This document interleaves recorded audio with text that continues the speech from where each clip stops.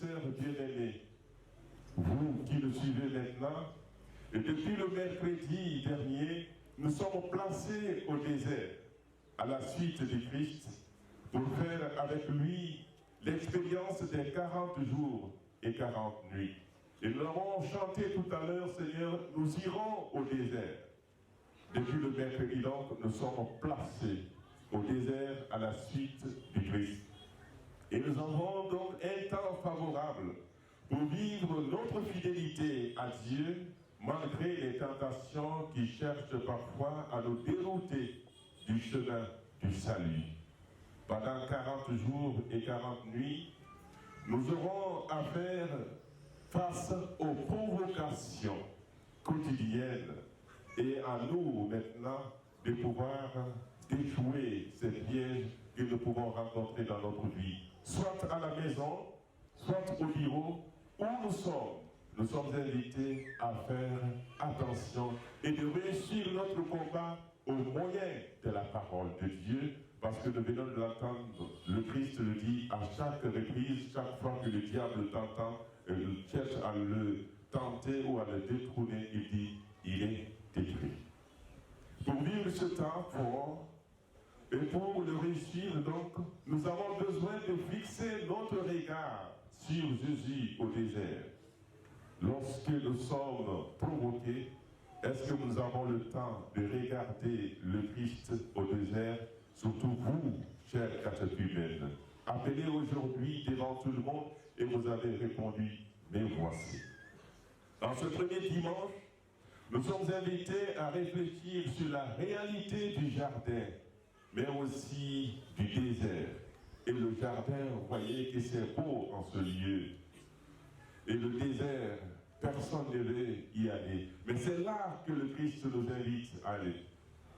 Vivant ainsi, en des endroits différents, chaque homme est invité à établir sereinement une relation, une bonne relation avec Dieu, en étant fidèle à sa voix et à sa parole.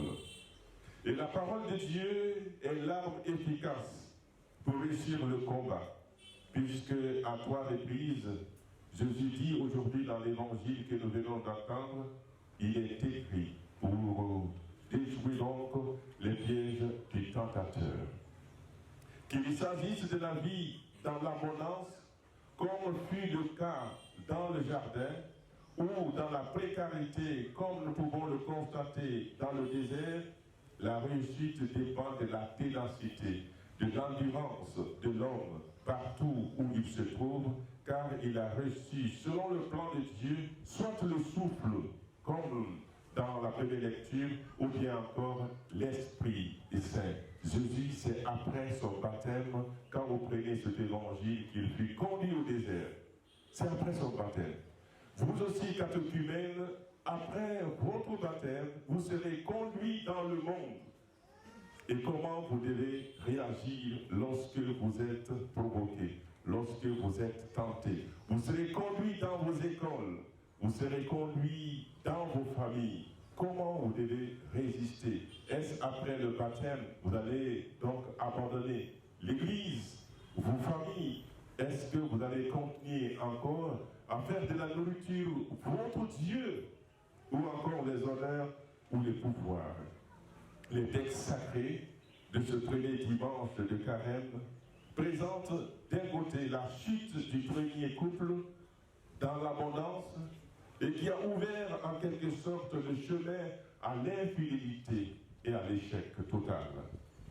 Et la victoire dans la précarité qui a à son tour a ouvert le chemin à la fidélité, à la réussite et au salut de l'humanité. Jésus dans le désert. Et la deuxième lecture de ce jour que nous venons d'entendre a su bien résumer ces deux réalités en affirmant: si en effet, à cause d'un seul homme, par la faute d'un seul, la mort a établi son règne, combien plus à cause de Jésus-Christ et lui seul régneront-ils dans la vie ceux qui reçoivent en abondance le don de la grâce qui les rend justes. Par le premier qui se trouvait dans le jardin où il y avait tout, et l'autre qui se trouvait dans le désert où il manquait de l'eau et tout le nécessaire. Voyez-vous quelle est la victoire? C'est cela que nous sommes invités à réfléchir aujourd'hui. Et ce premier dimanche, connu sous le vocable du dimanche de la tentation, invite à la réflexion, à la méditation dans l'abondance et dans la précarité. Oui, frères et sœurs, à travers ce premier dimanche de carême, la liturgie nous propose de méditer aujourd'hui sur l'évangile des 3 tentations du Christ au désert.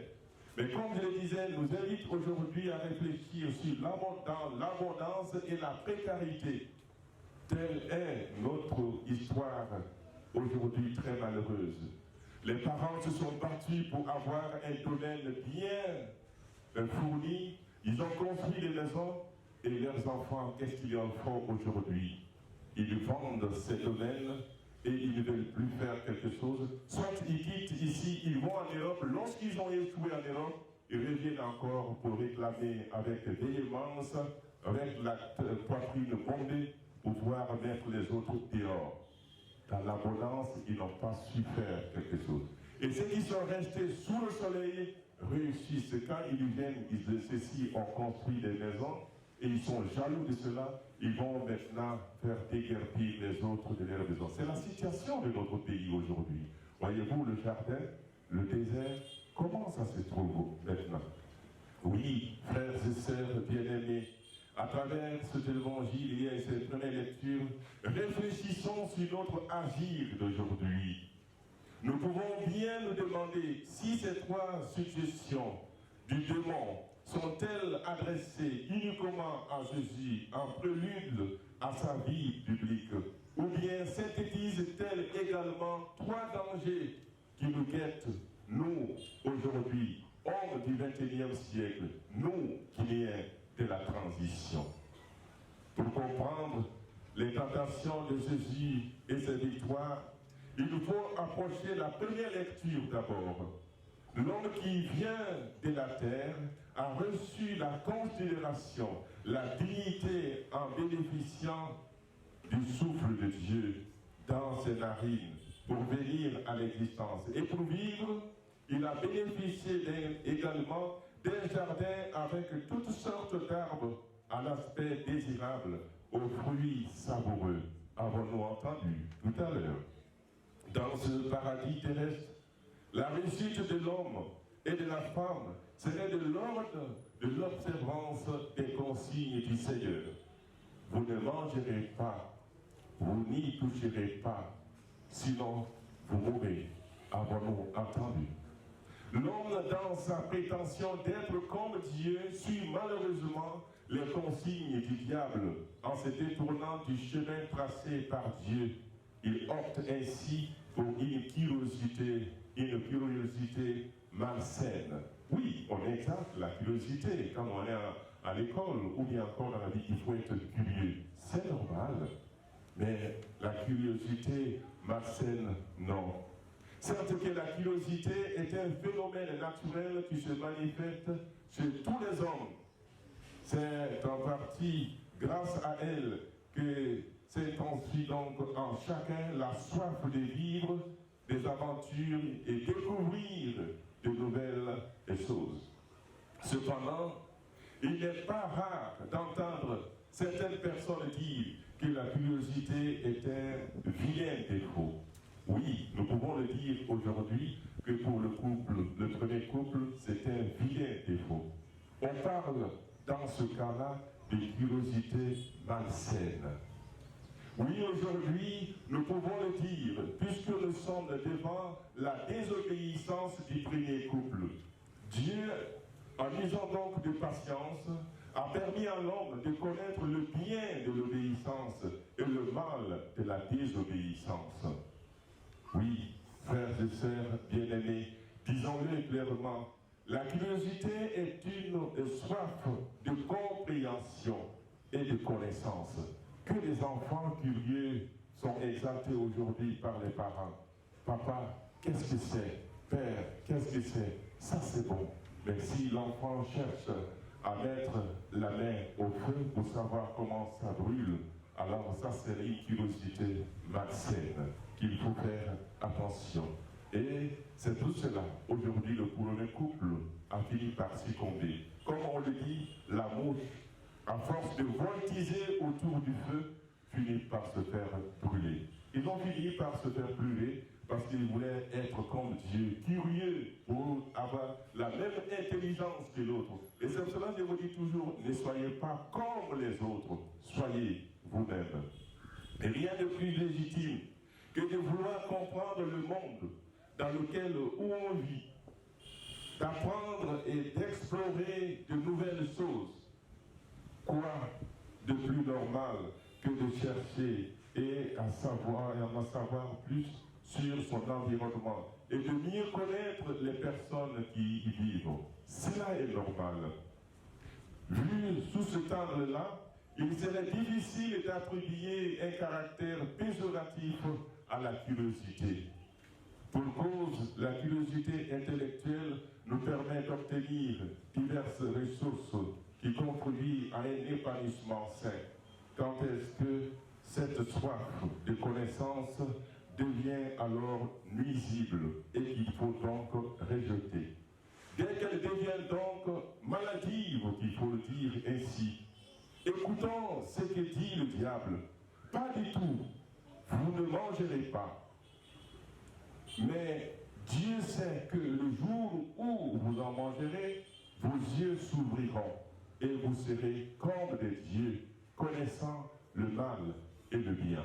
Ah, voici la tentation que nous pouvons rencontrer quotidiennement dans notre vie de tous les jours. Je me rappelle de cela, cette belle histoire, quand mon papa travaillait à Beaufort, un monsieur est venu les moumiroiter donc l'argent en faisant des jeux devant eux, en disant qu'il pouvait multiplier de l'argent. Et le chef comptable a pris le salaire de tous les fonctionnaires, des militaires, en lui donnant. Et il lui a dit, vous fermez une valise, 2 valises, 3 valises, en mettant les papiers dedans. 3 jours après, vous ouvrez et vous aurez de l'argent.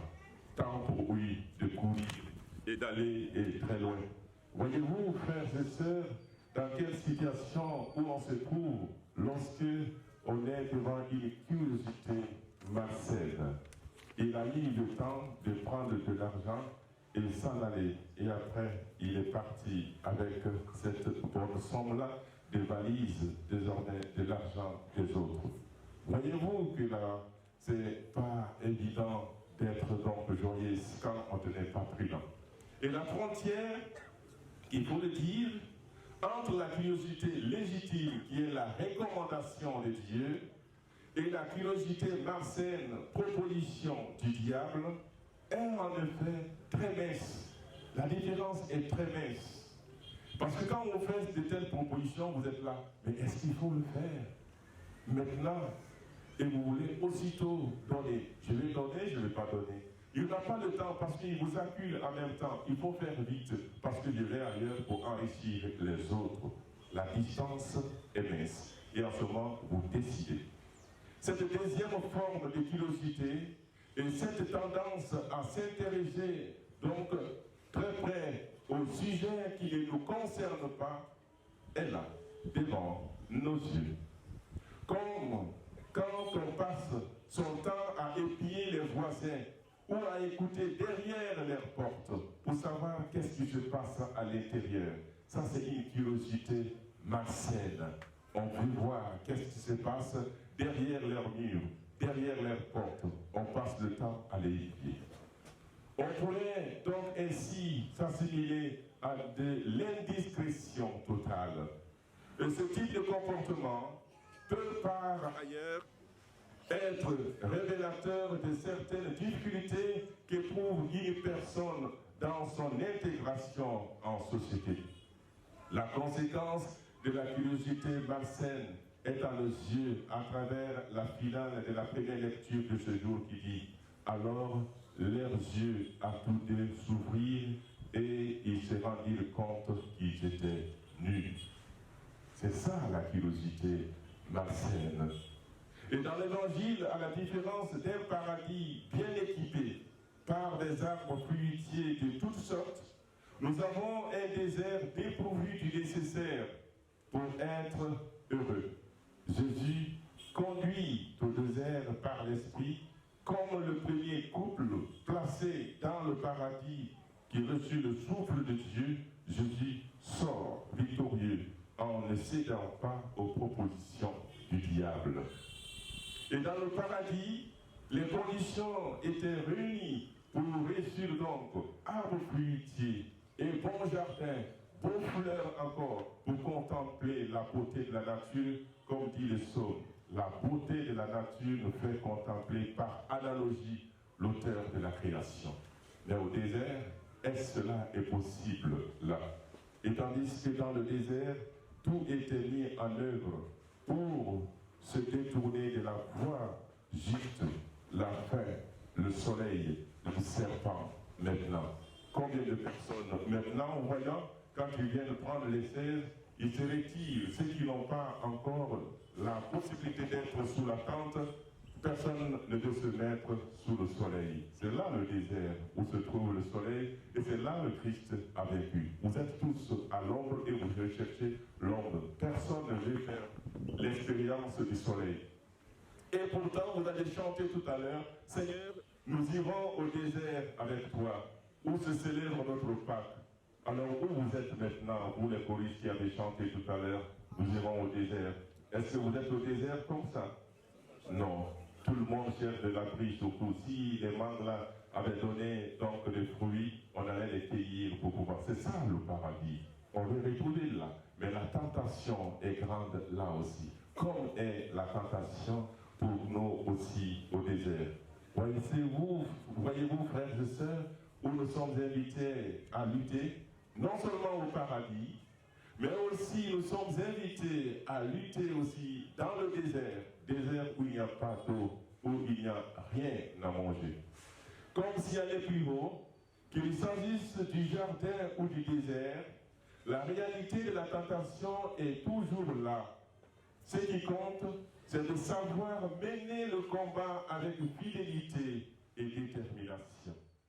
Des pierres en pain, et aussi se tuer et de paraître bon, mais d'être tout simplement et d'être tout simplement. D'être à la tête de tous les royaumes. On veut hisser dans son drapeau. On est meilleur à tout le monde. On est donc le champion, comme on peut le dire aujourd'hui. On veut être au-dessus de tout le monde. Ah bien, frères et sœurs de Saint-Augustin, rappelez-vous de cette citation que notre Père, Saint-Père nous avait donnée, notre Saint Patron, Saint-Augustin. Il disait à ses fidèles, pour vous je suis évêque, j'aurai mon ciel en état avec vous, pas en état au-dessus de vous. Voyez-vous que c'est important, cela, c'est que Saint-Augustin le disait. Vous, fidèles de Saint-Augustin, ne cherchez pas à vous hisser plus haut, mais cherchez à être avec les autres pour pouvoir gagner le royaume, comme disait notre saint patron, être. Pas faire cela, c'est de l'orgueil. Avec cette nuance, toutefois, devenir le meilleur, mais à condition de rester esclave du démon. Mais tu vas m'adorer. En effet, le diable ajoute, tout cela, je te le donnerai, si, tombant à mes pieds, tu me rends hommage. Alors je dis encore que c'est malheureux de voir des intellectuels, des grands de ce monde, s'agenouiller devant des gens qui n'ont même pas la possibilité de s'acheter un pantalon. Et qui sont capables de dire, je peux garantir ton pouvoir. C'est ça l'œuvre du diable. Et des gens qui ont instruit des docteurs, diplômés des doctorats, et qui vont s'agenouiller devant les gens qui ne peuvent même pas s'acheter une belle chemise. C'est ça, le diable. Et ils gardent ces hommes-là dans leur chambre, dans leur maison, pour pouvoir se maintenir au pouvoir. C'est malheureux. Alors, s'il avait la possibilité, pourquoi lui ne prendrait pas ta place d'être ministre, d'être directeur, d'être ceci et cela? Voyez-vous que parfois, on se demande si on a étudié et si on réfléchit bien sur notre condition. Je veux confier mon avenir à quelqu'un qui sent mauvais, qui n'a même pas le temps de prendre le temps de trouver le parfum le plus cher du monde. Pendant que nous, quand on sort, on est bien cravaté devant tout le monde. Et c'est bien devant ces hommes-là qu'on va s'agenouiller pour avoir le pouvoir, pour garantir son pouvoir. Et après on dit, c'est le pouvoir, c'est Dieu qui donne. Ah, si c'est Dieu qui donne, donc c'est le diable qui maintient le pouvoir. Où nous sommes, c'est contradictoire. Si on dit que c'est Dieu qui donne le pouvoir, donc on se laisse guider par lui. Mais lorsqu'on prend le temps pour aller s'agenouiller encore devant des dieux qui ne voient pas la misère de l'homme, devant des dieux qui n'entendent pas la misère de l'homme, à quoi ça sert? Telle est aujourd'hui encore les tentations devant lesquelles le pouvoir est aujourd'hui mis à nu. Quelles sont les tentations? Donc, en écoutant ces tentations aujourd'hui du Seigneur, n'était pas assez lui dans le désert autrefois. Mais aujourd'hui encore, ces déserts existent dans notre vie. Malheureusement, dans notre Afrique et dans notre Guinée, on se met à genoux devant ces dieux qui ne voient pas la misère de l'homme. Pour Saint Ignace, je disais, Saint Ignace de Loyola, dans sa méditation des deux étendards des exercices spirituels, référant donc cette dégradation en disant, le premier degré de la tentation, ce sont les richesses. Le second, les honneurs. Et le troisième, l'orgueil. Oui, c'est cela que nous devons aujourd'hui lutter dans le désert de notre vie.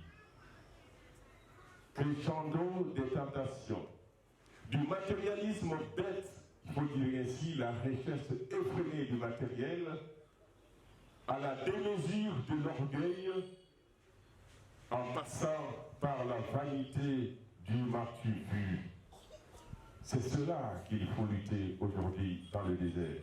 Oui, frères et sœurs bien-aimés, chers paroissiens de Saint-Augustin de Taouya, Jésus s'est soumis à la tentation, à la mort, par solidarité avec nous, pour que nous puissions être épanouis en nous et autour de nous, par solidarité. Et voyez-vous, l'autre solidarité dans le désert, dans le paradis, la femme mange et partage avec son mari, et ils vont tous à leur perte, par la même solidarité. Oui, Jésus a résisté à la tentation du démon qui l'incitait à transformer les pierres en pain, mais à la fin, et d'une manière que l'esprit humain n'aurait jamais pu imaginer. Par sa résurrection, il transforme la pierre de la mort en pain pour nous. C'est ce que nous allons faire maintenant, durant la célébration. Jésus transforme encore aujourd'hui pour nous la pierre de la mort en pain de vie pour nous. Par sa mort, il devient le pain de l'Eucharistie que nous allons recevoir tout à l'heure. Alors, frères et sœurs bien-aimés, nourrissons-nous du pain du ciel.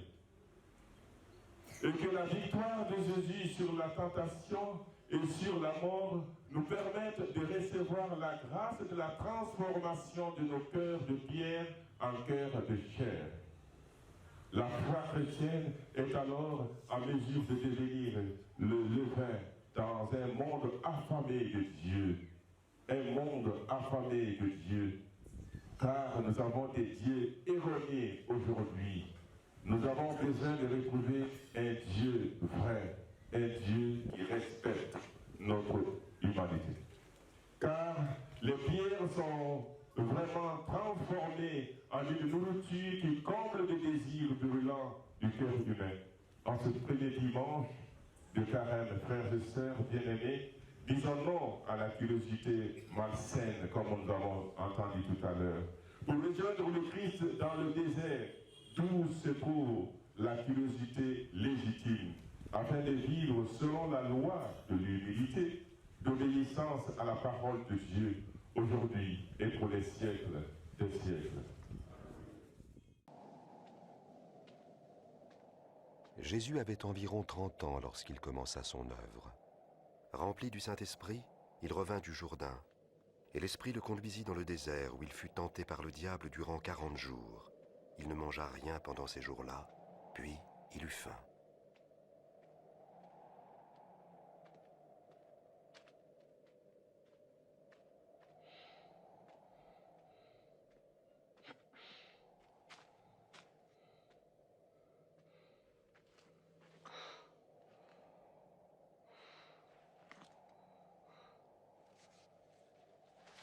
Alors le diable lui dit: « Si tu es le Fils de Dieu, ordonne donc à cette pierre de se changer en pain. »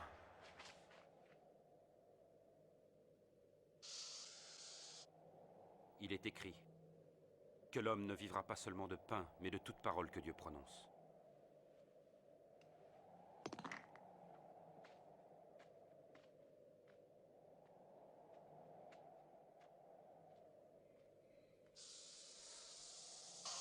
Le diable l'emmena sur une hauteur, lui montrant en un instant tous les royaumes de la terre.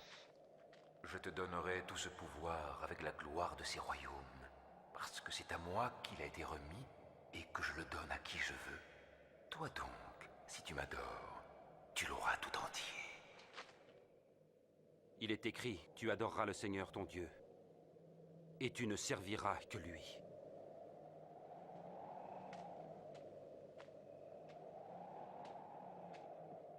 Le diable le conduisit ensuite à Jérusalem et le plaça tout en haut du temple. « Si tu es le Fils de Dieu, jette-toi d'ici en bas, car il est écrit que Dieu ordonnera à ses anges de te garder. Il est écrit aussi qu'ils te porteront sur leurs mains, de peur que ton pied ne heurte quelque pierre. » Il est écrit, tu ne mettras pas à l'épreuve le Seigneur ton Dieu.